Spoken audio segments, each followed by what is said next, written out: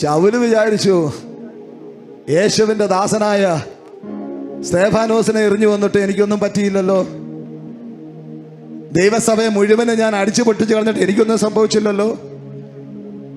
കഴിഞ്ഞ ദിവസം ഉത്തർപ്രദേശിൽ 3 പാസ്റ്റർമാരുടെ ഭവനം രാത്രിയിൽ ബുൾഡോസർ കയറ്റി ഇടിച്ചു നിരത്തി സമതല ഭൂമിയാക്കി ഇട്ടിട്ട് പോയി. അപ്പോഴും ഇടിച്ചു നിരത്തിയവർ പറയുന്നത് എന്താണെന്നറിയാമോ? നിങ്ങളുടെ യേശു ഒന്നും ചെയ്തില്ലല്ലോ. Wait and see. ഞങ്ങൾ വിശ്വസിക്കുന്ന ദൈവം അവൻ ഇന്നും ജീവിച്ചിരിക്കുന്നുവെങ്കിൽ എന്റെ ദൈവം വിളിച്ചു പറഞ്ഞു, ഞാൻ എന്റെ സഭയെ പണിയും. 2026 തുടക്കത്തിൽ തമ്പുരാൻ സഭയെ പണിയാൻ ഇറങ്ങുക.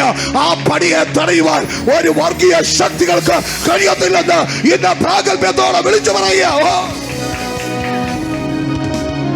നീ എത്ര കെടികെട്ടവനാണെങ്കിലും എന്റെ തമ്പുരാന്റെ ശക്തി ഇറങ്ങിയാൽ നീ താഴെ പോകും കുഞ്ഞെ.